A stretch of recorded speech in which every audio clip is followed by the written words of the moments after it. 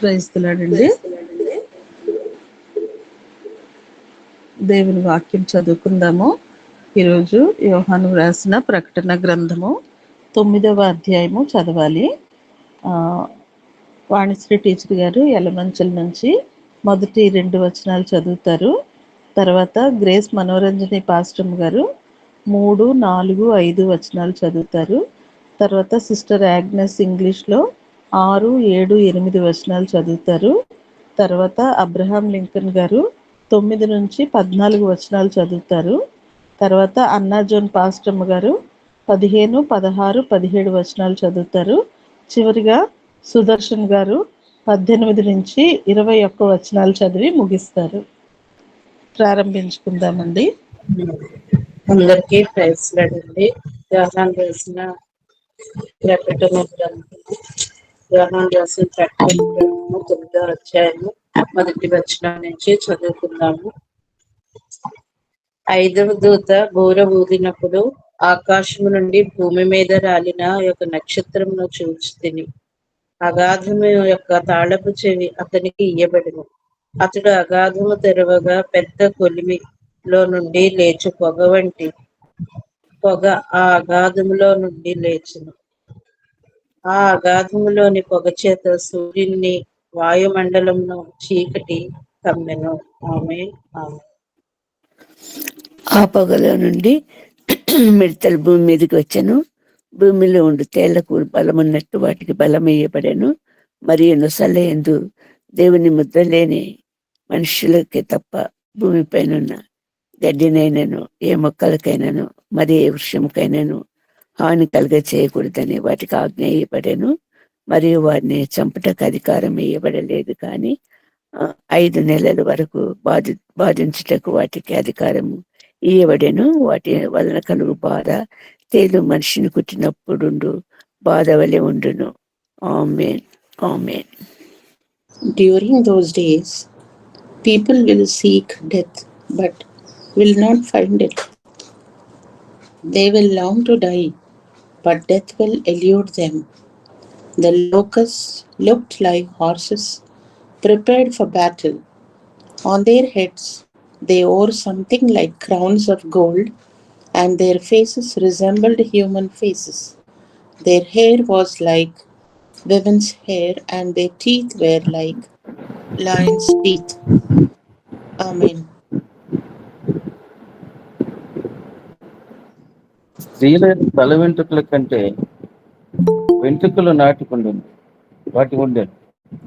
వాటి పండ్లు సింహపు కోరల వల్లే ఉండెను. ఇనుప మైమరుపులు వాటికుండెను. వాటి రెక్కలతోని యుద్ధమునకు పరిగెత్తునట్టి విస్తారమైన గుర్రపు రథముల తొనివలే ఉండెను. తేళ్ల తోకల వంటి తోకలను కొండ్లను వాటికుండెను. 5 నెలల వరకు వాటి తోకల చేత మనుషులకు హాని చేయుటకు వాటికి అధికారం ఉండెను. పాతాళపు దూత వాటిపైన రాజుగా ఉన్నాడు. హెబ్రీ భాషలో వానికి అబొద్దోన్ అని పేరు. గ్రీసు దేశపు భాషలో వాని పేరు అపోల్గుయోను. మొదటి శ్రమ గతించెను, ఇదిగో మరి 2 శ్రమలు అటు తరువాత వచ్చును. 6వ దూత బూర ఊదినప్పుడు దేవుని ఎదుట ఉన్న సువర్ణ బలిపీఠం యొక్క కొమ్ముల నుండి యొక్క స్వరము ఎఫ్రటీస్ అను మహానది బంధింపబడి ఉన్న 4 దూతలను వదిలిపెట్టుమని బూర పట్టుకొని ఉన్న ఆ 6వ దూతతో చెప్పుట వింటిని. ఆమేన్. ఆమేన్. మనుషులలో 3వ భాగమున సంహరింపవలని అదే సంవత్సరమున అదే నెలలో అదే దినమున అదే గంటకు సిద్ధపరచబడి ఉండిన ఆ 4 దూతలు వదిలిపెట్టబడిరి. గుర్రపు రౌతులు సైన్యముల లెక్క 20 కోట్లు. వారి లెక్క ఎంత అని నేను వింటిని. మరియు నాకు కలిగిన దర్శనమందు ఇలాగు చూచితిని. ఆ గుర్రములకును వాటి మీద కూర్చుని ఉన్న వారికిని నిప్పు వలె ఎరుపు వర్ణము, నీలవర్ణము, గంధక వర్ణముల మైనపులుండెను. ఆ గుర్రములు తలల సింహముల తలల వంటివి. వాటి నోళ్ల నుండి అగ్ని ధూమ గంధకములు బయలు వెడలుచుండెను. ఆమేన్. ఆమేన్. నుండి వెడలుచున్న అగ్ని ధూమ గంధకాముల చేత మనుష్యులలో 3వ భాగము చంపబడిను. ఆ గుర్రముల బలము వాటి నోళ్ల యందును వాటి తోకల యందును ఉన్నది. ఎందుకనగా వాటి తోకలు పాముల వలె ఉండి తలలు కలిగినవైనందున వాటి చేత అవి హాని చేయును. ఈ దెబ్బల చేత చావక మిగిలిన జనులు దయ్యములను చూడను వినను నడువను శక్తి లేనివై బంగారు వెండి కంచు రాయి కర్రలతో చేయబడిన తమ హస్తకృతములైన విగ్రహములను పూజింపకుండా విడిచిపెట్టినట్లు మారు మనస్సు పొందలేదు.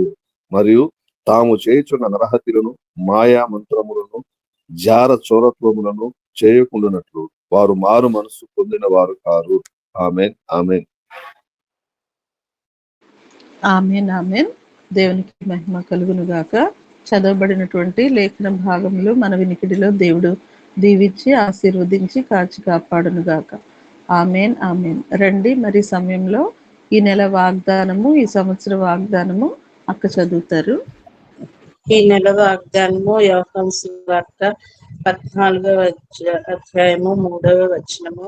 నేను వెళ్ళి మీకు స్థలము సిద్ధపరిచిన ఎడల నేనుండు స్థలములో మీరును ఉండులాగున మరలా వచ్చి నా యొద్దనుంటకు మిమ్మును తీసుకొని పోదును. ఆమేన్. ఈ సంవత్సర వాగ్దానము 2 కొరింథీయులకు రాసిన పత్రిక 8వ అధ్యాయము 9వ వచనము. మీరు మన ప్రభువైన యేసుక్రీస్తు కృపను ఎరుగుదురు కదా.